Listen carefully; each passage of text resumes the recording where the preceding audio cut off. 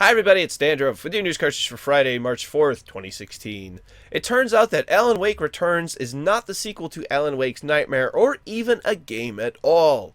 It's a TV show inside the upcoming game, Quantum Break. Yeah, it will be really interesting to see how Remedy Entertainment and Microsoft use that trademark in the future because I don't think that they're done with it there. Nintendo has chosen to publish Shovel Knight in Japan instead of Yacht Club Games, giving Shovel Knight official support on any Nintendo platform. In No Man's Sky, you'll be able to learn alien languages, and the developer says that players will never be fully fluent in any language unless it's something they specifically set out to learn. That is super cool and really interesting, and now I want it even more. The Rainbow Six Siege Pro League season started today. You can check out some live streams on Twitch TV. There is a bunch of stuff that has been announced today or is coming out, and I've got it for you right here. The Pokemon Go beta signups have begun, but sadly, it's for Japan only. There's a link down below to sign up, but it will only work for my Japanese watchers. Believe me, I know, I tried.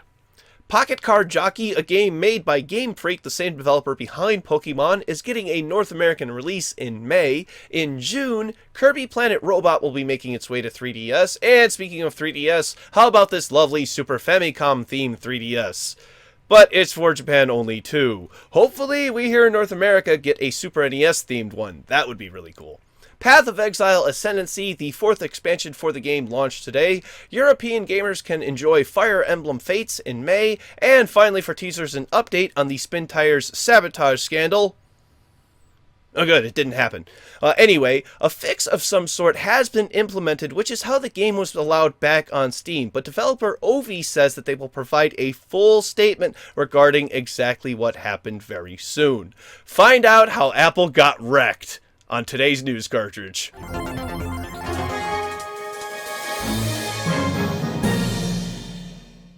Alright, I'm gonna warn you that our top story is kinda boring, but it's also really important, so stay with me. Tim Sweeney of Epic Games has warned everyone that Microsoft is trying to monopolize the game development on PC. Now, while this may not seem like a big deal to some because, yeah, every company is trying to take over the world, right? It's a little bit more nuanced than that, and it can actually affect us directly as gamers. According to Mr. Sweeney, the Universal Windows Platform, or UWP, is locked down and will not allow users to download, install, or update applications from outside the Windows Store. UWP allows programs to be translated across all Windows 10 platforms with ease, and allows for things like multi-platform single purchases for applications. An example of this is the new Quantum Break game, which Microsoft is only selling on the Windows 10 store. They could easily sell it on places like Steam, GOG, or Humble, but they choose not to. They're effectively forcing you to get it from them and them alone if you want any of the UWP features. Microsoft has responded to this by saying that they have enabled side-loading features by default, which will allow people to install software and bypass the Windows Store completely. Ultimately, I think this is anti-competitive behavior, and while Microsoft has taken a step which seems to be in the right direction, it doesn't feel like this is over, and stay tuned to News Cartridge if more happens.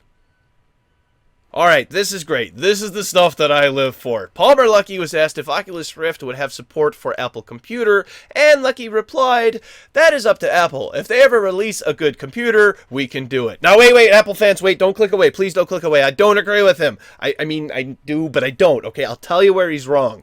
Apple makes a quality product, and they make a wonderful operating system, and they have every ability to make a machine capable of running VR titles, but they choose not to.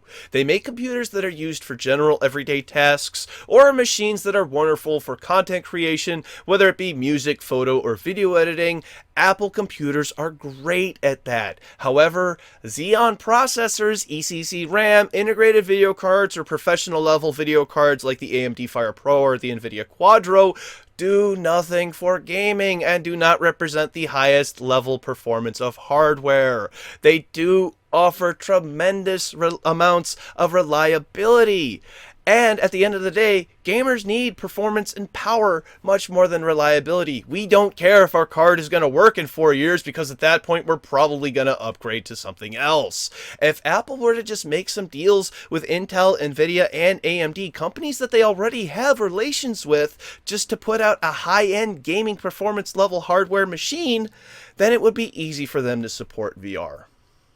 Star Citizen has gotten a huge update today, known as Alpha 2.2. Tons of bug fixes, new ships have been added, a reputation system that will gauge hostility with different factions, the increased number of players in the Crusader instance from 16 to 24. The list goes on. You can find a link to the full list down below in the description, as well as links for sources for all of today's stories. It should be noted that after updating, you should delete your user folder within the Star Citizen core files in order to fix issues related to crashing, loading times, or graphical errors. To end this week, Rockstar is offering another week of double RP and money if you participate in any versus missions. Yesterday ended their week-long double RP and money for Rhino Hunt missions, so maybe this is a trend?